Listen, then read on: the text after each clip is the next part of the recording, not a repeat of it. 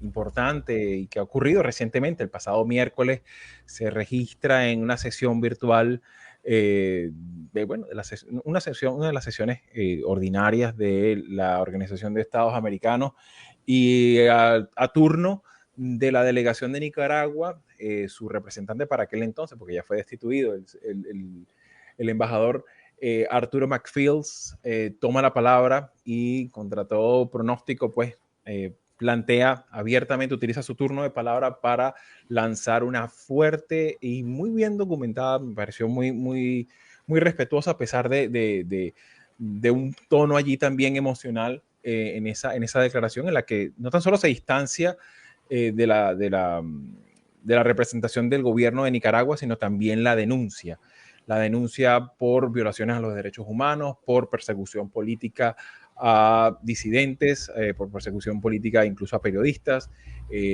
Destaca por lo menos el caso de Joaquín Chamorro, que todavía está en la cárcel. Cabe destacar incluso, están todavía sin ningún tipo de avance en materia de reparación de los derechos humanos sobre los tristes acontecimientos ocurridos durante el 2018, durante las protestas, más de 300 personas muertas, en una actuación criminal que todavía no tan, sobre la cual hay incluso muchas sombras, ¿no? En términos de documentación de esos casos. Buena parte de los defensores de derechos humanos de Nicaragua han tenido que huir, sobre todo a su vecino del sur, Costa Rica, y desde allí documentar, tratar de darle voz a tantas personas que han tenido que sufrir en carne propia, no tan solo la pobreza y el empobrecimiento acelerado que significa la permanencia de esa dictadura en Nicaragua, sino también la persecución a cualquier voz disidente.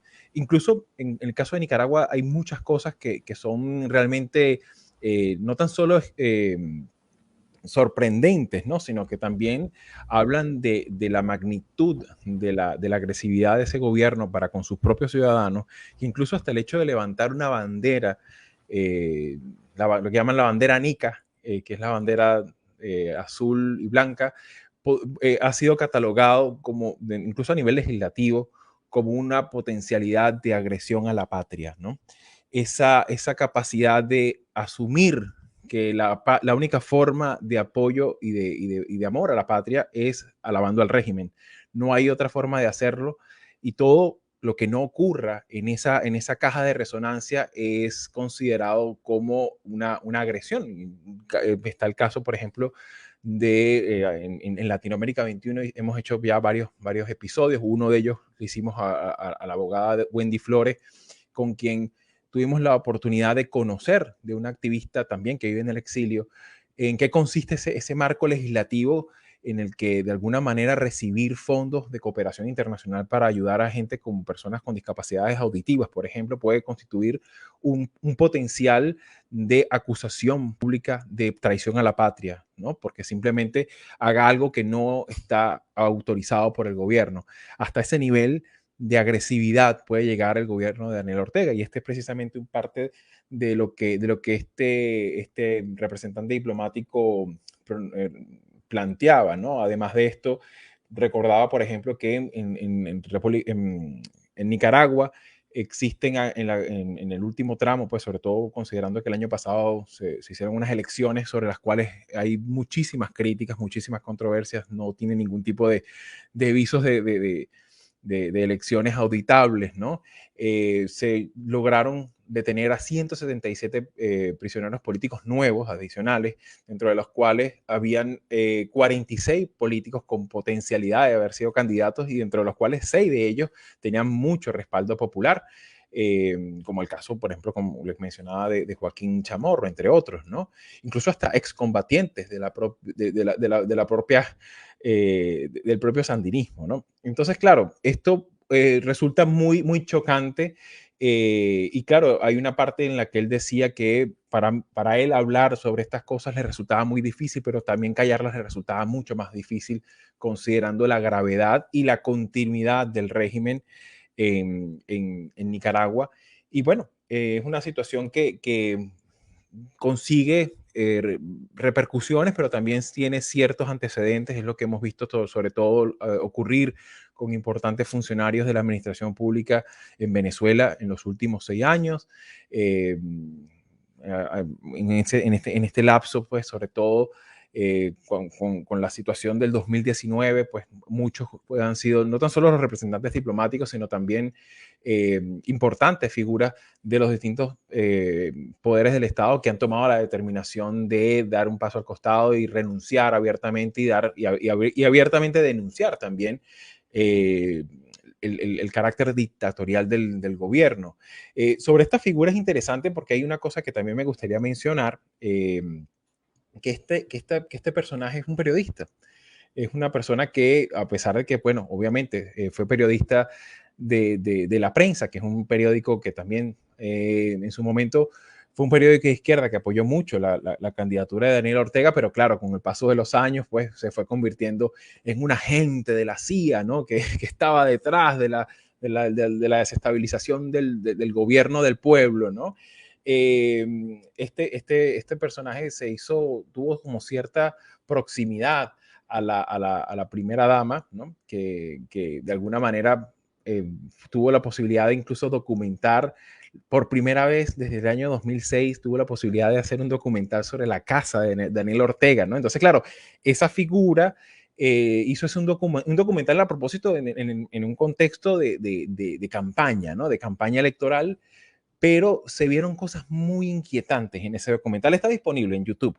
Para los que quieran verlo y tengan algo de estómago, lo van a ver allí. Hay una cosa muy interesante porque, por supuesto, se van a ver algunas cosas relacionadas con el pasado, la mitificación de Sandino, de la figura de Sandino, y de alguna manera también como una suerte de sincretismo religioso que de alguna manera está presente, sobre todo en el discurso de Daniel Ortega, y que se ve como que de alguna forma él se cree como redentor, o sea, se lo cree realmente, ¿no? Que está por encima incluso del envejecimiento, ¿no? Y hablaba algo ahí que tiene que ver con algunos altares. Entonces, claro, es algo como muy creepy, ¿no?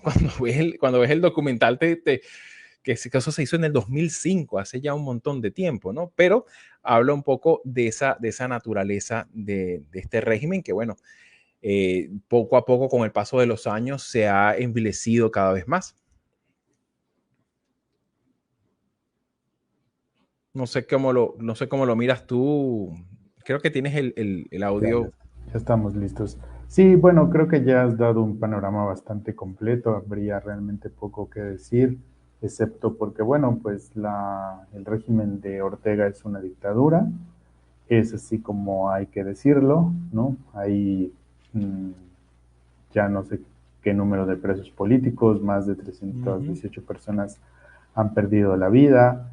Eh, una de las principales opositoras, Cristiana Chamorro, ya ha sido sentenciada a 8 años de prisión Sí, por tremendo. una fundación que de hecho ya no existe, ¿no? Y todo es el simulacro de una supuesta democracia, ¿no? Escribía Farid Zakaria en su libro La libertad y más allá, que cuando los no demócratas copian los rituales de la democracia y tienen éxito, es que la democracia ha perdido y eso es lo que ha pasado en Nicaragua, ¿no? Hay solamente los rituales, las apariencias de la democracia y bueno, pues este embajador creo que ha dado una buena lección de lo Sí. que es una posición éticamente correcta. Y también, bueno, pues esperemos que ya la mayoría de los países latinoamericanos dé un paso adelante y Claro. condene al gobierno de Daniel Sí. Ortega. Y claro, y aparte que también hay otro elemento allí que es bastante inquietante. Esperemos también que su familia esté a resguardo, ¿no? Porque esas declaraciones muchas veces también tienen que calcularse muy bien sobre la base de entender que las represalias pueden ser de cualquier tipo. Este tipo de regímenes no tienen ningún tipo de escrúpulos a la hora de pasar la factura, ¿no? Y ciertamente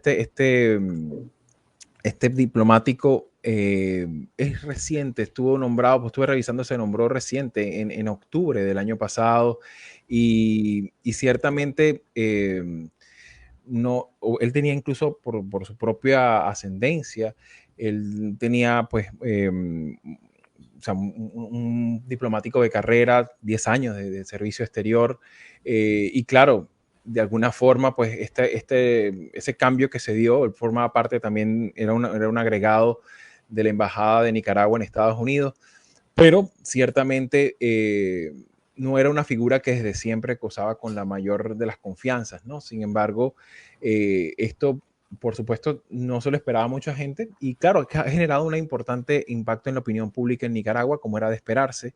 Sin embargo, pues esperemos que esto no quede aquí y que también de alguna forma la dinámica diplomática a nivel hemisférica pues tome cauta y digamos recaudos sobre esta situación tan difícil y por lo menos puedan proporcionarle la protección a él, a su integridad física y sobre todo a su familia, si es que está en Nicaragua, que le permitan salir y que no veamos pues ensancharse más las cárceles, más de lo que ya lo están, ¿no? Sí, pues él mismo lo decía, ¿no? Que Sí. sabía que al estar pronunciando esas palabras ponía en peligro tanto a su familia Sí. como a él mismo.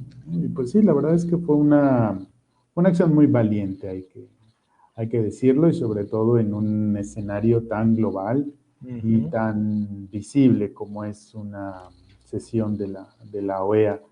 Pero pues, o no sé, o algo no tiene Nicaragua, o algo tiene Nicaragua, que Claro. no hay esta condena enérgica de otros países, ¿no? Incluso países como México que tienen una posición ambivalente frente a esto, pues sí deja en una posición muy fortalecida a personas como Daniel Ortega, como Bolsonaro, ¿no?